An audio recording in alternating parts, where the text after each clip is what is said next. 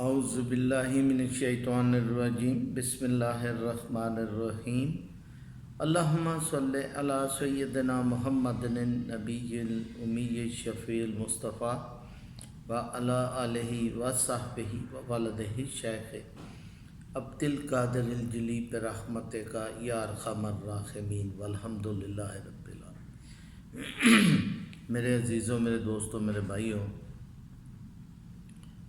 آج 11ویں شریف کی رسم ادا کر رہا ہوں۔ یہ رسم حضور پر نور علی نور حضرت سیدنا شیخ عبد القادر جیلانی قطب ربانی محبوب سبحانی غوث سمدانی شہباز لامکانی کی شان پر نور سے جاری و ساری ہے۔ میرے عزیزوں، میرے دوستوں، میرے بھائیوں، حضور غوث پاک جل شانہ ذات پر نور یہ رسم پاک جو ادا فرماتے تھے، کہتے ہیں کہ تمام انبیاء کی ذات پاک کا دنیا میں جب ظہور ہوتا تھا تو دن 10واں ہوتا تھا اور رات 11ویں ہوتی تھی رات۔ تو آپ کی ذات پر نور یہ جو 11ویں شریف کا سلسلہ پاک جو آپ سے جاری و ساری ہوا کہ کھانا پکا کے غریب غربا مساکین میں تقسیم فرمانا، یہ آپ تمام انبیاء کی یاد میں یہ اہتمام فرماتے تھے۔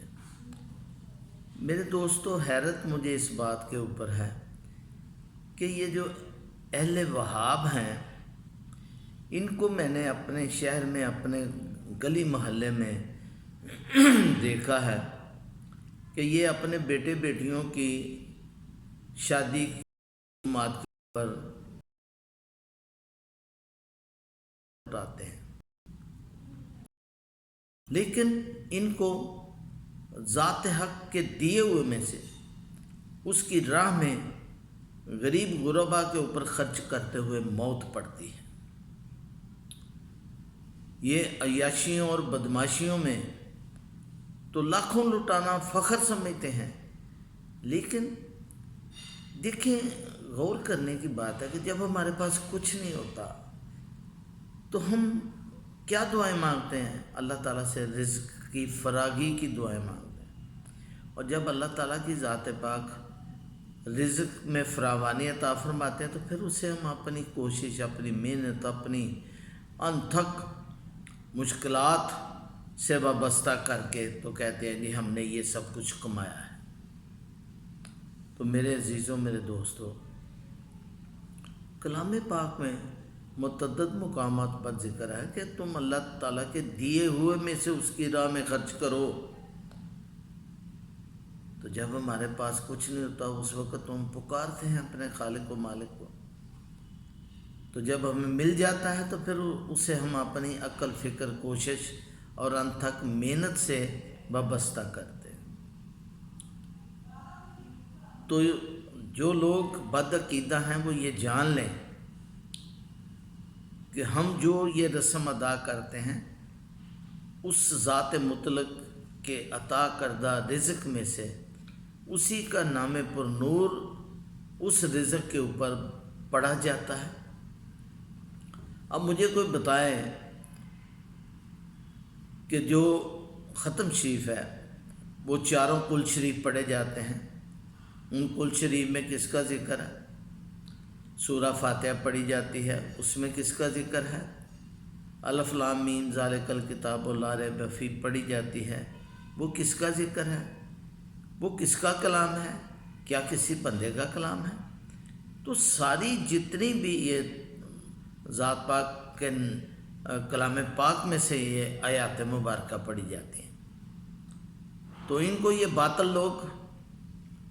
لوگوں کو پتہ نہیں اس سے کیا اختلاف ہے کہ جس رزق پر یہ دنیا کا حرام مال کما کے شراب، جوئے اور دیگر مختلف ناجائز طریقوں سے لوگوں کا حق مار کر یہ جو روپیہ پیسہ کماتا ہے اسے یہ حلال سمجھتے ہیں، اور جو خالصتاً نیک اور صالح طریقے سے اللہ تعالیٰ کے بتائے ہوئے اصولوں کے مطابق کمائی کر کے اس کی راہ میں خرچ کی جاتی ہے، تو وہ یہ ان باطل لوگوں کو اس کے اوپر اعتراضات اٹھتے ہیں۔